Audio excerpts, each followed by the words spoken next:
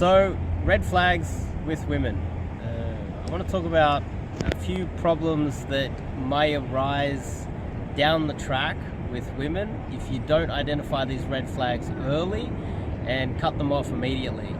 Not all women, based on how attractive they are going to make good partners, or even girls to have a one-night stand with, or even girls for short-term relationships. Just say you're going to date a girl for a month. If she shows some of these red flags, you should just cut her off immediately. And you should also be aware that if you start dating a girl that shows a lot of red flags early on, you have to be self-aware enough that you might actually get trapped. You might start to fall for this girl. You might go, oh, she's hot, she's showing red flags, she's a bit bitchy, but I'm gonna date her anyway. Next thing you know, you fall in love with her. Next thing you know, you're trapped in some sort of a long-term relationship. You're married to some awful woman who ruins your life. Let's just prevent that by looking out for a few red flags that I think are really important. Before we kick it off, I'm Dave. This channel is dedicated to giving you no BS, novel dating advice for modern man. Top link in the description, check out the website. You can go, I got 300 blog posts in there, I've got over 500 videos here. You can go through all the free material, but then when you're ready and you want to step it up another notch, you're stuck in intermediate purgatory, you want to get out here and do some proper cold approach game in Sydney, Australia. As you can see, this is the Opera House. I'm in Sydney, Australia. Go to the website, fill out the form, do some coaching. So, red flags. The number one red flag for me in the early stages of meeting a woman is when she wants to go deep on my career, or she wants to know what type of car I have. She wants to know where I'm living. Living's not so bad, car's not so bad, but when she wants to go deep on any sort of topic that gives her an understanding, gauge how much money you have in your bank or what's your earning potential, that's a massive red flag. A woman that is socially aware and is not a total nutcase bitch will never start looking deep on your career or trying to gauge how much money you have in the early stages of a relationship. She will spend most of her time trying to get to know you and building rapport with you and seeing if you guys click, there's some sexual tension, whether she could fall in love with you, whether she actually likes you as a person first, before trying to figure out what your earning potential is, what your career is, what type of car you have, how much money you have. Keep in mind, women don't know anything about cars in general. Some do, very rare do. The type of girl that knows something about cars isn't that beautiful girl from Fast and the Furious. She's often some bogan girl that, like, you know, comes from the ghetto and you don't want to date her anyway. And she's probably on drugs, covered in grease. The type of women don't really know anything about cars. What they want to know is what type of car you have so they can Google it, figure out how much money it costs, figure out how much money you got in the bank. They want to find out what career you have so they can Google that career and figure out how much money you have in the bank.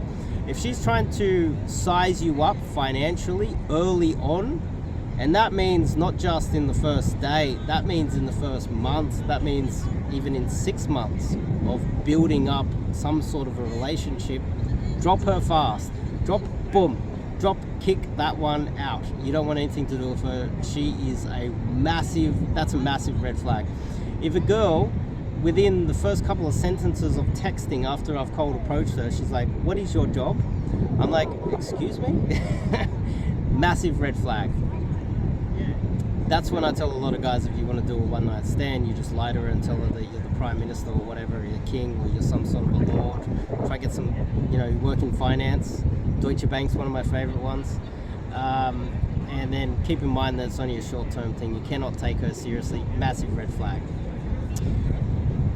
The second biggest red flag is you're out with her and she treats other people around you with disrespect. Let's just say you're in a cafe, you're in a restaurant, you know, just the usual scenario. She's rude to the waitress, she's rude to someone working behind a counter, she's rude to hard-working, lower paid, salt of the earth people who are just doing their job, trying to get by, and she's bitchy towards them, she talks down to them, she thinks she's better than them. drop kick her. She's a total bitch. Get her out of your life fast. Because as soon as she gets her claws into you, she's going to fuck your life. 2 major red flags. If she's trying to size you up financially, and if she's rude to third parties around, and you think that, oh, she's rude to that person, she's defending me. No. Eventually she's going to be rude to everybody, and once you're dating her long term and it becomes serious, she's going to start treating you the same way she treats the other people. So that's going to come back to you. 2 major red flags. There are a lot of other smaller red flags. I have obviously red flags would be girls that have slept around too much, girls that are not virgins and that have had multiple partners. Massive red flags. I would say chastity, innocence, the type of girl that likes to club all the time, the girl that these go hand in hand, which is, does she like to drink a lot? Does she talk about drugs? The classic Aussie girl that is trouble is the type of girl that on the first date she suggests you go for a drink or smoke some weed or take some drugs or whatever. Massive red flags. Think about how that's going to turn out long term. She's going to have mental illness problems. She might have mental breakdowns. She's more likely to be emotional. She's going to be a financial burden on you. And a lot of that's going to be your responsibility. Keep in mind, if you get into a long-term relationship with a girl that sleeps around, that's your responsibility. She brings STDs back and gives it to you, you're at fault. She has a drug overdose, you're at fault. Getting involved in a girl that is like that is only going to be a massive detriment, not only to your relationship, your love life, your financial situation, your mental stability, but your life. I would say drug abuse, anything to do with clubbing too much and sleeping around with other guys. If you get talking and she knows about men, she thinks that she's a relationship expert, that's a girl that's jumped on a lot of sausages. That's one that she knows all the different types of sausages. She's an expert. She's a butcher. She's a legit butcher. You want to avoid those women.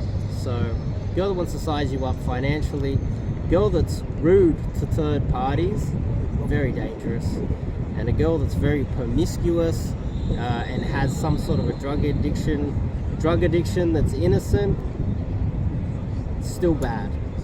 It's very, very rare that you'll find a girl that is drinking and taking drugs that is a virgin and innocent, because they're the type of girls that end up hanging out with guys that take drugs and drink a lot, sleeps around a lot. Promiscuous girls by themselves, if they're sober all the time, still. Warning signs, if she is more likely to have a large body count, obviously going clubbing, etc., she's less likely to pair bond with you. You need to drop these 3 types of women, and sometimes they overlap. You have a girl that's on drugs, partying all the time, rude with third parties, and wants to size you up financially. That's the holy grail of hell. Get the fuck away from her. Top link in the description. Check out the website. Sign up to do some cold approach coaching out here. If you've been burnt, if you've had a divorce, if you've had some troubles in the past, come out here and we'll find you a new one with some proper cold approach skills. I'll see you guys in the next video.